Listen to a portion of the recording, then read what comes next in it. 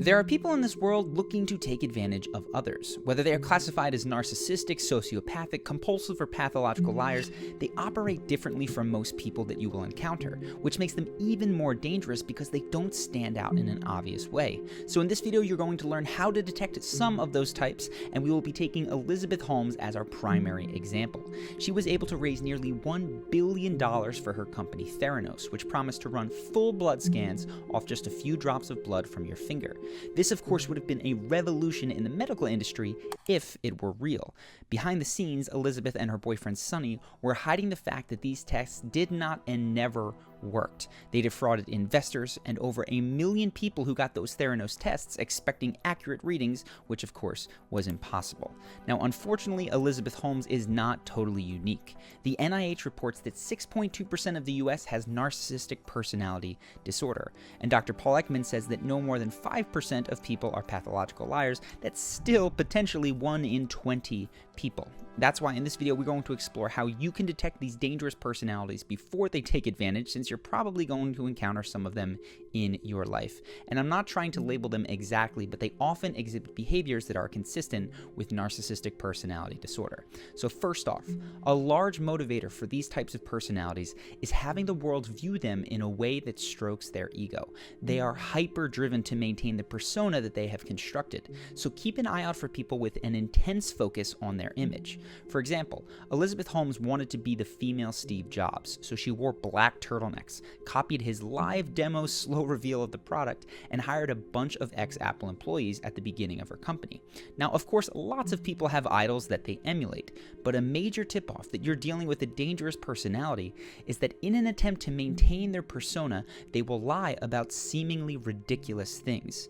Maybe they tell fantastic stories about their own life that never happened, like the Fire Festival co-founder who insisted that he had purchased an island owned by Pablo Escobar when in fact they were actually kicked off of that island by the real owner for even mentioning Pablo Escobar's name in the promotional materials. Now in Elizabeth's case, one ridiculous lie she told all the time was about her voice. Listen to the baritone that she affected nearly all the time.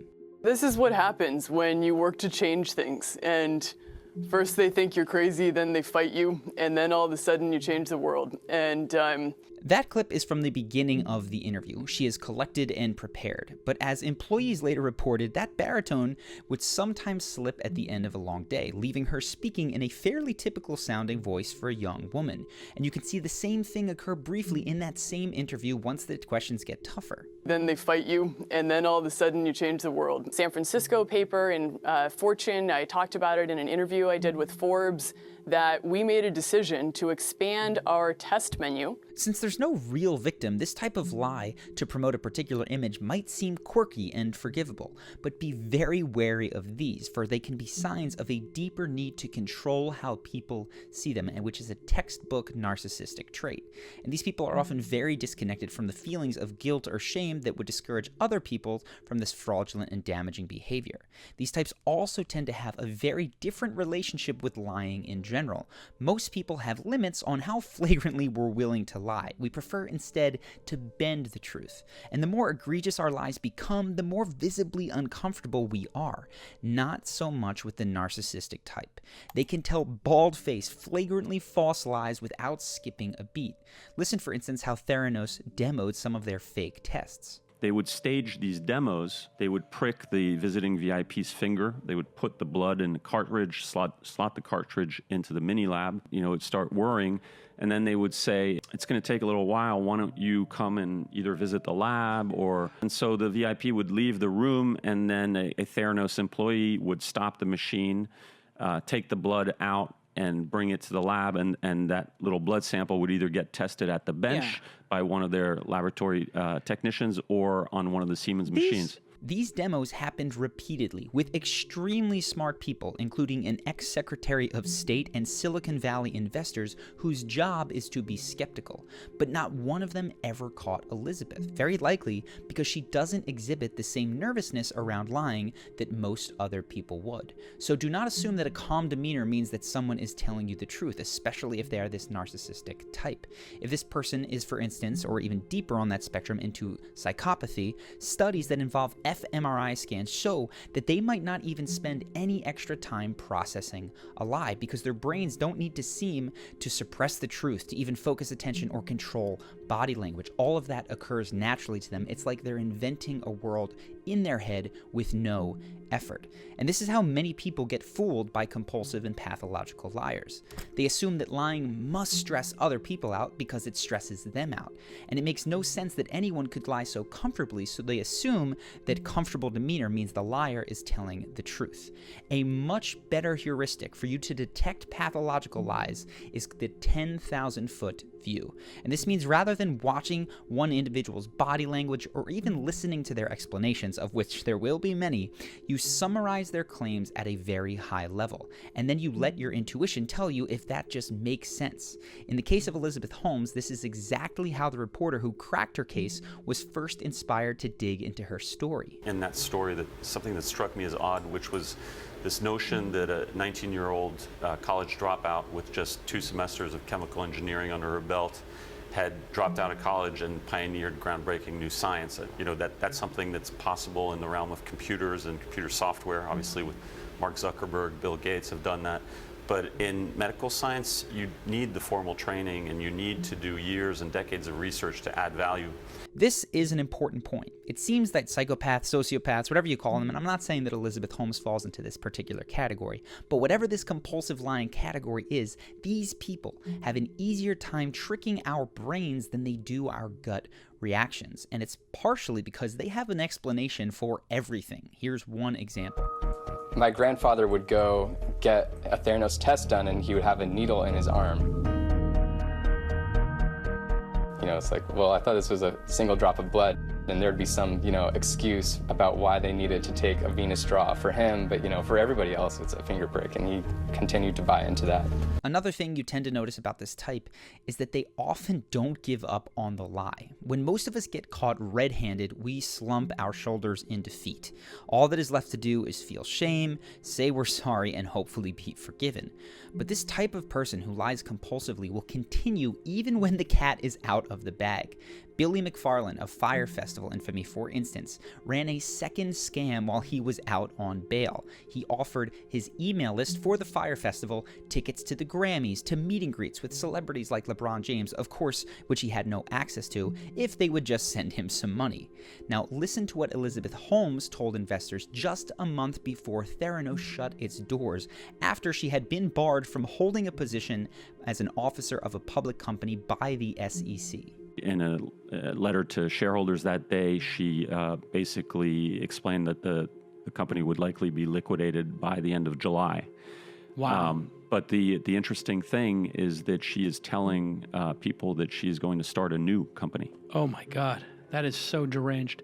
That's right. Even after being convicted of securities fraud and with criminal charges pending, Elizabeth maintained the idea that she would be running a company soon. And again, this just goes to illustrate that this type has a very different relationship with the truth. Image takes precedence over external reality, and it seems to happen effortlessly.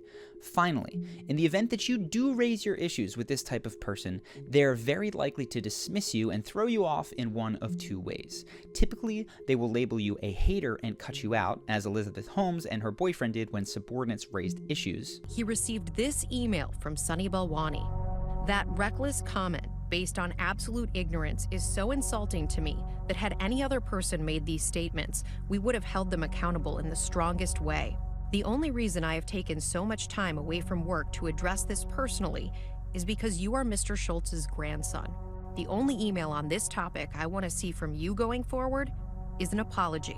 Or, if you're more powerful, they'll assuage your concerns by appealing to some kind of conspiracy against them.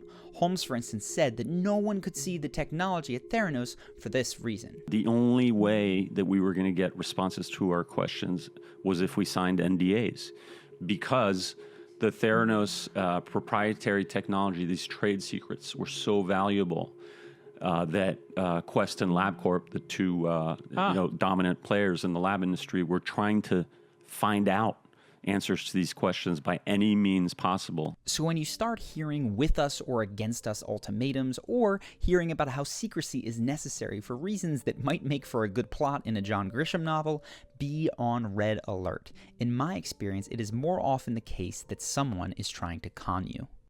If you want to learn to be more charismatic and captivating without being a con man narcissist, you might want to check out our online course, Charisma University. It is a 30-day program that gives you exactly what you need every day in about 15 to 20 minutes to maximize your confidence and charisma. That comes complete with a daily action guide, so you're not guessing what to do every single day. Now, you can read all about the details of it in the link below, but I figure the strongest way to let you know what it's about is to just let the members speak for themselves. So here are just a few of the things that CU members have written in. The first one comes from a guy who got promoted to a senior position early in his career.